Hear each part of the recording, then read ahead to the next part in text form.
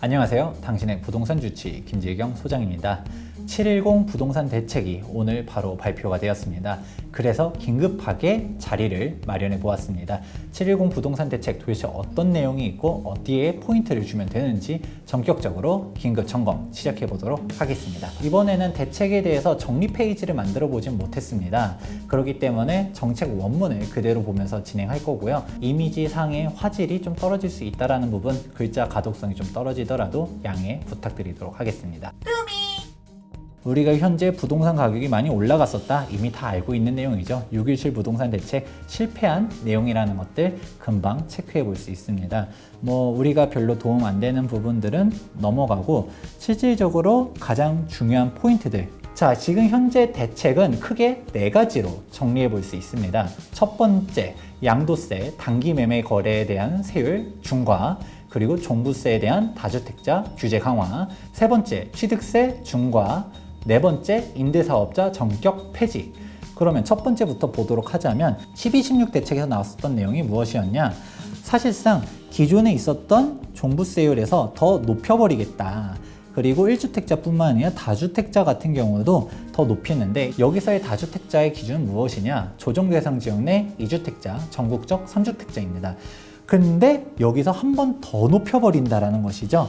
기존의 12.16 대책에서 올렸었던 세율에서 우리가 최대 6%로 아예 올려버리겠다라는데, 여기서 한 가지 더 주목해 볼 필요성이 있는 게 바로 법인에 대한 규제입니다. 법인 같은 경우는 6.17 부동산 대책에서 정말 난리가 났었죠. 무엇이었냐? 1주택자 같은 경우는 바로 3% 최고 세율로 들어가고요.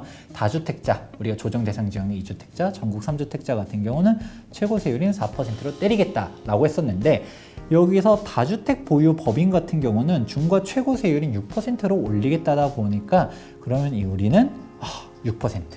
그럼 법인은 그냥 죽으라는 얘기밖에 안 되는 것이거든요. 과세 기준일이 언제냐? 6월 1일자예요. 모든 보유세에 대한 과세 기준일이 재산세, 종부세가 6월 1일자 딱 하루, 이때 가지고 있는 사람들이 모든 종부세를 다 납부하다 보니까 이때 다 뒤집어지게 되는데, 그러면 어떻게 될까요? 법인 같은 경우는, 기존의 부동산을 가지고 있었던 법인 같은 경우는 6월 1일 전에 다 처분하겠죠. 저 같은 경우도 한번 이야기한 적이 있었을 것 같아요. 저는 1세대 1주택자고요.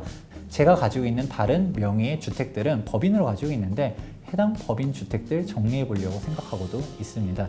그만큼 법인에 대한 규제 엄청나게 강력한 게 바로 6.17 부동산 대책이었는데, 이걸 좀 더 확실하게 죽여버린 게 이번에 710 부동산 대책이다 라고 할 수 있습니다.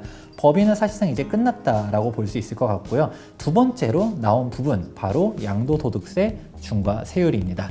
자, 그럼 이 다주택자, 이 양도소득세 중과는 어떻게 되느냐 라고 보시게 되면, 우리가 기존의 부동산 외 같은 경우는 1년 미만 50%, 2년 미만 40%였고요. 주택 같은 경우는 1년 미만이 40%, 그리고 1년이 넘어가면 일반 세율이었었는데, 이것을 통일시켜 버렸습니다. 2021년도가 되는 순간 바로 주택 같은 경우도 40%, 50% 이런 식으로 바꿔버렸는데, 이번에 이걸 더 올려버리겠다라는 것이죠. 1년 미만 같은 경우는 무려 70%가 양도소득세율이고요. 2년이 미만 같은 경우는 60%로 바꾸겠다. 그렇게 되다 보면 사실상 단기 매매에 대한 모든 거래를 차단시키겠다라고 볼 수 있는 것입니다. 말이 70%지 지방세 10%까지 더해버리면 77%거든요. 그러면 단타 매매는 사실상 이제 끝났다라고 볼 수 있습니다. 그러면 2년 이상 다 보유해야 된다라는 것이고요. 우리가 짧게 투자해서 짧게 먹고 가겠다, 이런 수요들은 이제 끝났다. 그 다음으로 중요한 거, 이번에 취득세율이 인상이 됐어요. 이거는 생각보다 좀 강력한 내용이라고 저는 보고 있습니다.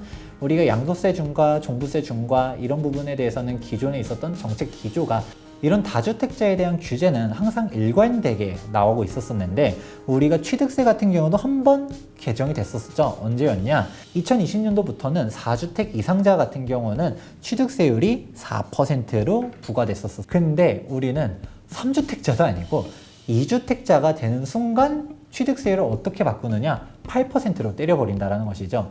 이건 엄청나게 강력한 거예요. 4주택자 같은 경우 4%였는데 그의 2배인 8%로 때리겠다. 그리고 그러면 3주택자, 4주택자는 어떻게 돼요? 여기 기대하라고 더 높여버렸습니다.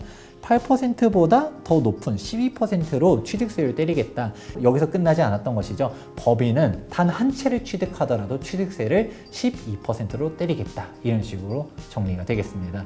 사실상 취득세 같은 경우는 이건 좀 당장 취득할 때 들어가는 세금이다 보니까 부담이 많이 될 거라고 보이고요. 그렇게 되면 아무래도 신규 취득하는 부동산에 대한 영향들이 더 생기게 되겠죠. 재산세 같은 경우에서도 우리가 한번 빠졌었던 내용들이 하나 있었었죠.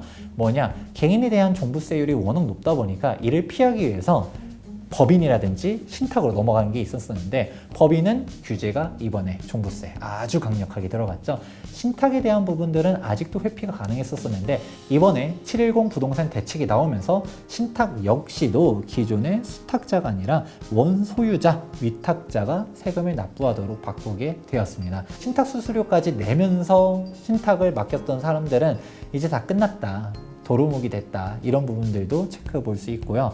저는 개인적으로 이게 정말 강력하다고 보입니다. 임대사업자를 사실상 없애버렸어요. 앞으로 신규 등록하는 사람들은 단기, 장기 임대사업자가 이제 없어지게 되는 것이고요. 그리고 기등록자들 같은 경우까지는 혜택을 주겠다. 하지만 이게 무엇이냐? 언제까지? 위무임대기간 4년, 8년을 충족하더라도 계속적으로 임대사업자를 유지할 수 있었습니다.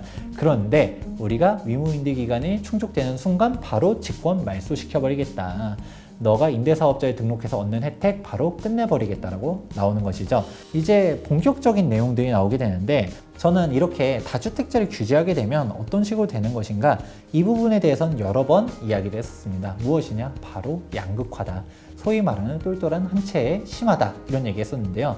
문재인 대통령님 취임 이후 전국 아파트 누적 변동률입니다. 익숙한 표죠. 어떻습니까? 많이 올랐다라고 하지만 전국적으로는 뭐 한 6% 좀 안 되게 올랐고요. 오히려 지방은 떨어지고 있었었죠.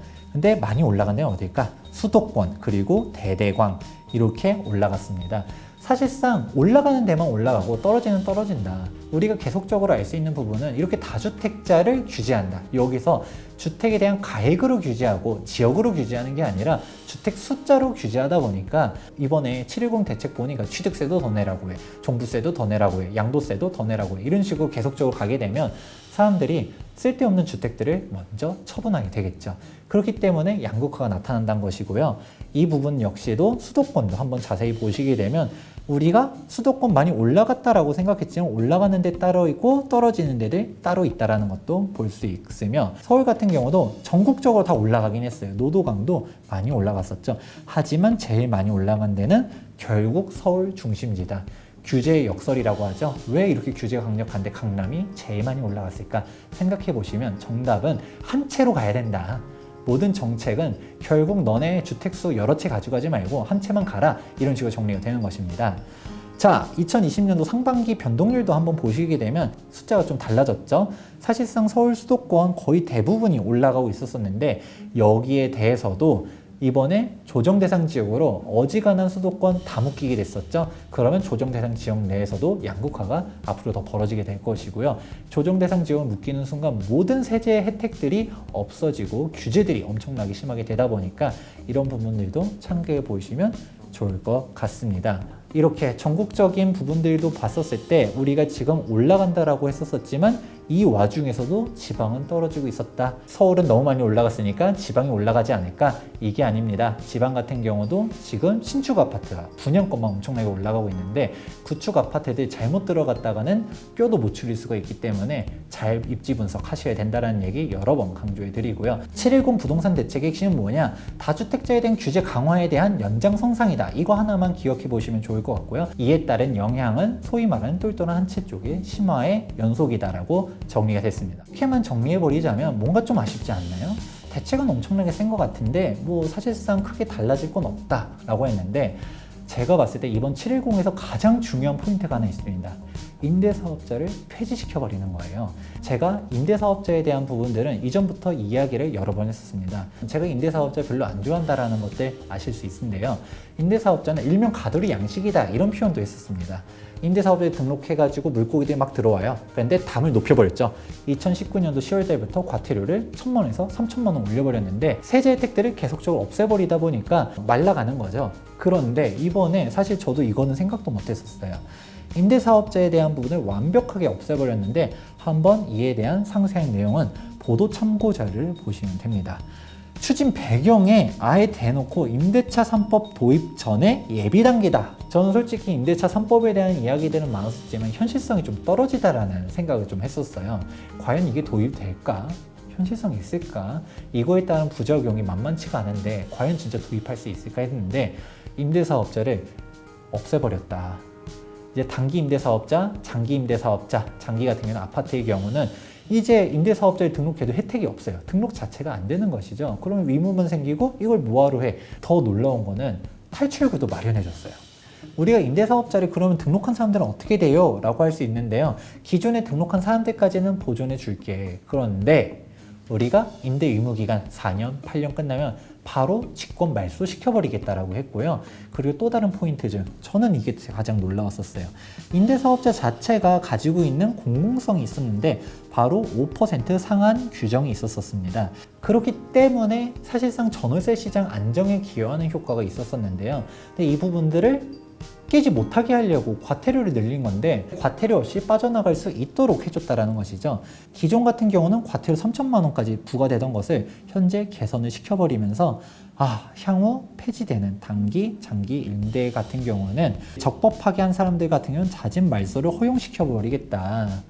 그러면 과태료도 안 내도 된다, 이런 식으로 된 것이죠. 아니 기껏 임대사업자들 가두리 양식이라는 표현도 썼지 않습니까? 이렇게 잡은 물고기들을 왜 다시 풀어줄까요? 잡을 필요가 없다는 것이죠. 어차피 다 규제해버리겠다는 것입니다. 그러면 우리가 이제 본격적으로 생각해 볼 때가 왔어요. 임대차 3법에 대해서 진지하게 이제 현실적으로 생각해 볼 때가 됐다. 전월세 신고제, 전월세 상한제, 계약기신 청구권, 이런 식으로 세 가지를 임대차 3법이라고 하는데 정말 어마어마한 법률이거든요. 이게 앞으로 들어올 것이다. 이게 이번에 710 부동산 대책에서 제가 생각했을 때 가장 핵심적인 내용입니다. 자, 그럼 이 임대차 3법이 도대체 뭐길래 그렇게 강조를 하는 것이냐? 이 부분에 대해서는 제가 다음 기회가 되면 상세하게 설명을 해드리도록 하겠습니다. 710 부동산 대책에 대한 내용과 영향, 그리고 어떤 것들을 주목해야 되는지까지 상세하게 이야기해 보았는데요. 도움이 되셨다면 좋아요와 구독하기 눌러주시기 바라면서 지금까지 부동산 주치 김재경 소장이었습니다. 감사합니다.